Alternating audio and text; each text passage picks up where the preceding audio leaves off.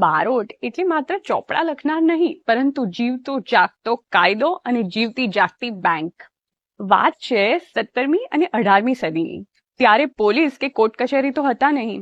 ત્યારે એક રાજાને બીજા રાજા સાથે સંધિ કરવી હોય અથવા તો કોઈ વેપારીને લાખો રૂપિયા ઉધાર જોઈતા હોય તો ગેરંટી કોણ લે?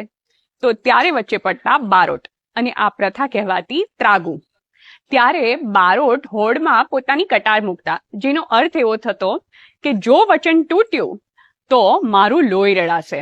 અને આ બારોટોનું લોહી રેડાવવું એ એક શાપ માનવામાં આવતો હતો એ જમાનામાં. એ જ કારણથી મોટા મોટા બહારવાટિયાઓ જેટલી રાજાઓની સેનાથી નહોતા ડરતા, તેટલું આ બારોટોના ત્રાગાથી ડરતા હતા. તમે વિચારો એ પ્રજાનું નૈતિક બળ કેવું હશે કે રાજાની સહી કરતા તેમના લોહીની કિંમત વધારે હતી. હવે તમને થશે કે આ ત્રાગુ એટલે શું?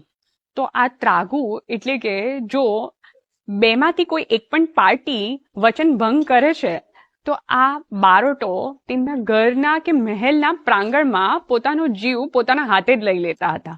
અને આ પ્રથા એટલી પ્રબળ હતી કે બારોટોના જીવ બચાવવા માટે અંગ્રેજ સરકારે આ પ્રથા પર બેન લાવી દીધો હતો. બાકી આ પ્રથા આજે પણ મોજૂદ હોતે. તો ચાલો ટાઈમ મશીનમાં બેસીને 50-60 વર્ષ પાછળ જઈએ. ત્યારે વોટ્સઅપ કે ફેસબુક તો હતા નહીં, અરે મોબાઈલ જ ના હતા. અને ત્યારે ગામમાં સમાચાર આવે કે બારોટજી આવ્યા છે અને આખા ગામમાં ઉત્સવ જેવું વાતાવરણ સર્જાઈ જાય. બારોટજી એકલા નહોતા આવતા, તેમની સાથે આવતો તેમનો રસાલો, અને સૌથી મહત્વનું, તેમની સાથે આવતા ગાળા કે ગોળામાં લદાયેલા તેમના ચોપડાઓ. જે યજમાનના ઘરે આ બારોટજી પધારતા તેના ઘરે તો જાણે દિવાળી જેવું વાતાવરણ સર્જાતું. જમણવાર પણ સારામાં સારો થતો. અને એ જ રાત્રે ઓસરીમાં કે ગામના ચોરે ડાયરો જામતો. અને આ બારોટજી લાલ કપડામાં વીંટળાયેલ પોતાના ચોપડા ખોલતા અને તેમાં આપણા બાપ દાદાના નામ તથા આપણા કુળની પરંપરાઓ વિગતવાર જણાવતા. જ્યારે આપણા બાપ દાદાનું નામ લેવાતું ત્યારે આપણા ઘરના વડીલોની આંખમાં એક અનેરી ચમક આવી જતી.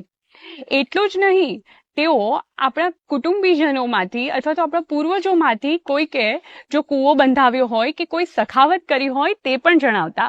અને કોઈએ જો યુદ્ધમાં પરાક્રમ કર્યું હોય તો તે પણ વર્ણવતા, કે જેથી આપણે આપણા કુટુંબીજનો પર, આપણા પૂર્વજો પર ગર્વ કરી શકીએ.